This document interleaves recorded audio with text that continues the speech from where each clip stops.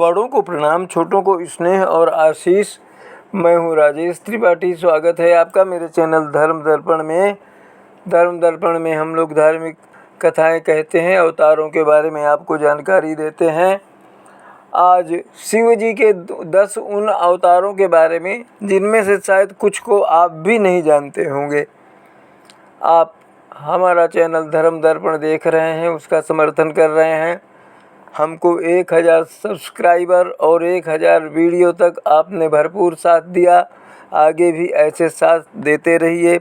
हमारे चैनल धर्म दर्पण को सब्सक्राइब करते रहिए और इसके वीडियो अपने बंधु बांधवों में साझा करते रहिए। शुरू करते हैं शिव जी के 10 अवतारों की कहानी। क्या शिव जी के इन अवतारों के बारे में आप जानते हैं?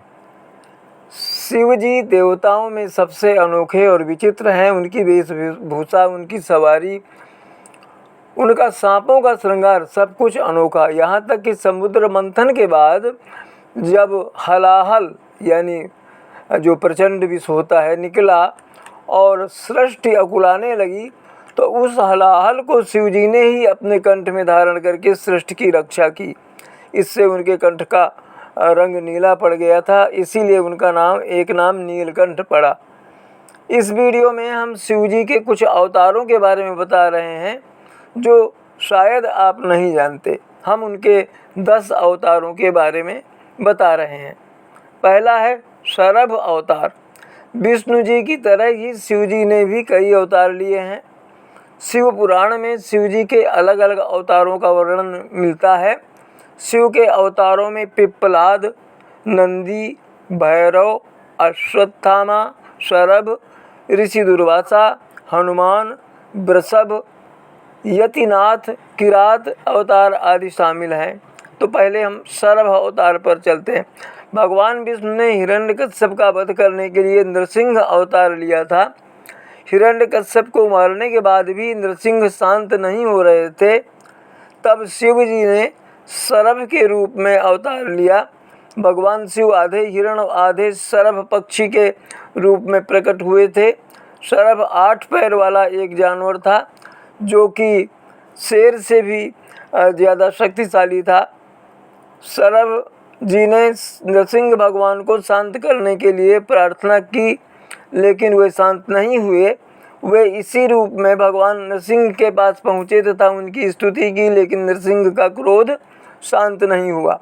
तब शरभ जी ने अपनी पूंछ में नृसिंह जी को लपेटा और उड़ गए। इसके बाद नृसिंह जी शांत हुए और शरद अवतार से क्षमा मांगी।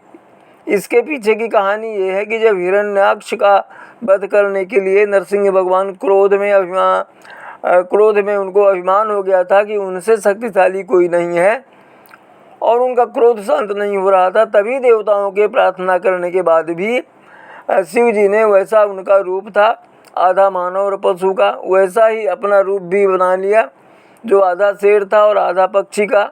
और नरसिंह भगवान को अपने पंजों से पकड़कर पूरे ब्रह्मांड में घुमाया और नरसिंह जी के सभी प्रयास विफल हो गए, माने उनके पंजों की जकड़न से छूटने के।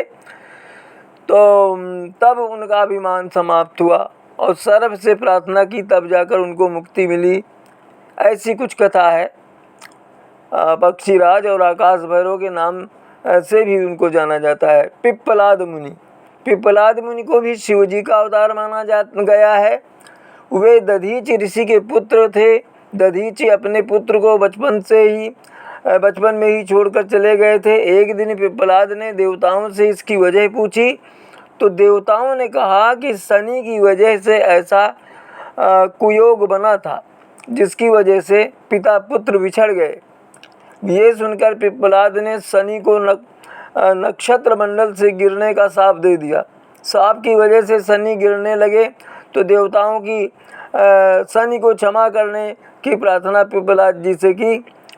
तब पिप्पलाद ने शनि को किसी व्यक्ति को जन्म के बाद 16 साल कष्ट न देने का निवेदन किया था। शनि ने ये बात मान ली। इसके बाद से पिप्पलाद मुनि का नाम लेने से शनि के दोष दूर हो जाते हैं। फिर है नंदी अवतार।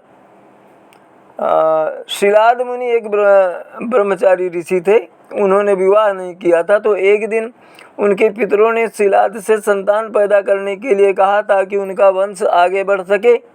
इसके बाद शिलाद ने संतान पाने के लिए भगवान शिव की तपस्या की। तब शिव जी ने स्वयं शिलाद के यहाँ पुत्र के रूप में जन्म लेने का वरदान दिया। कुछ समय बाद हल चलाते समय शिलाद मुनि को भूमि में एक बालक मिला। शिलाद ने उसका नाम नंदी रखा। शिव जी ने नंदी को गणाध्यक्ष बनाया। इस तरह नंदी नंदीश्वर बन गए। भैरव देव, शिव पुराण के मुताबिक भैरव देव शिव जी के ही स्वरूप हैं। एक बार ब्रह्मा जी और विष्णु जी खुद को श्रेष्ठ बता रहे थे, विवाद कर रहे थे। तभी वहाँ शिव जी तेजपुंज से एक व्यक्ति के रूप में प्रकट हुए। उस समय ब्रह्मा जी ने कहा कि तुम मेरे पुत्र हो। ये सुनकर शिव जी को क्रोध आ गया। तब शिव जी ने उस व्यक्ति से कहा कि काल की तरह दिखने की वजह से आप कालराज हैं और भीषण होने से भैरव हैं। काल भैरव ने ब्रह्मा का 5वां सिर काट दिया था। इसके बाद काशी में काल भैरव को ब्रह्म हत्या के दोष से मुक्ति मिली थी। फिर है अश्वत्थामा। अश्वत्थामा के समय द्रोणाचार्य के पुत्र अश्वत्थामा को शिव जी का ही अंशावतार माना जाता है। द्रोणाचार्य ने शिव जी को पुत्र रूप में पाने के लिए तप किया था। शिव जी ने उन्हें वर दिया था कि वे उनके पुत्र के रूप में अवतार लेंगे। श्री कृष्ण ने अश्वत्थामा के माथे पर लगी मणि निकालकर कलयुग के अंत तक उनको भटकते रहने का श्राप दे दिया था। इसीलिए कहते हैं कि अश्वत्थामा आज भी जीवित है। उन्हें कई जगह देखा भी गया है। वीरभद्र, जब सती ने अपने पिता दक्ष के यहाँ यज्ञ में कूदकर देह त्याग दी तो शिव जी बहुत क्रोधित हो गए थे। उस समय शिव जी ने अपनी जटाओं से वीरभद्र को प्रकट किया था। वीरभद्र ने दक्ष का सिर काट दिया था। बाद में देवताओं की प्रार्थना पर शिव जी दक्ष के धड़ पर बकरे का मुंह लगाकर शिव जी ने उन्हें फिर पुनर्जीवित कर दिया। दुर्वासा मुनि, अनुसुईया और उनके पति महर्षि अत्रि ने पुत्र प्राप्त करने के लिए तप किया था। तब से प्रसन्न होकर उनके सामने ब्रह्मा, विष्णु और शिव जी प्रकट हुए थे। तब तीनों भगवानों ने कहा था कि हमारे अंश से तुम्हारे 3 पुत्र पैदा होंगे। इसके बाद अनुसुईया और अत्रि के यहाँ ब्रह्मा जी के अंश से चंद्र और विष्णु जी के अंश से दत्तात्रेय और शिव जी के अंश से दुर्वासा मुनि को ने जन्म लिया था। हनुमान, श्री राम के परम भक्त हनुमान जी को शिव जी का ही अवतार माना जाता है। हनुमान जी देवी सीता के वरदान की वजह से अजर अमर हैं, यानी हनुमान जी कभी बूढ़े नहीं होंगे और अमर रहेंगे। किरात अवतार, महाभारत में अर्जुन शिव जी से दिव्यास्त्र पाने के लिए तप कर रहे थे। उस समय एक असुर सुअर के रूप में अर्जुन को मारने के लिए पहुंच गया था। जब अर्जुन ने सुअर पर बाण छोड़ा तो उसी समय एक किरात वनवासी ने बाण सुअर को मारा था। एक साथ दोनों के बाण उस सुअर को लगे। उसके बाद अर्जुन और किरात के बीच उस सुअर पर अधिकार पाने के लिए युद्ध हुआ। युद्ध में अर्जुन की वीरता देखकर शिव जी प्रसन्न हुए और अर्जुन को दिव्यास्त्र दिया।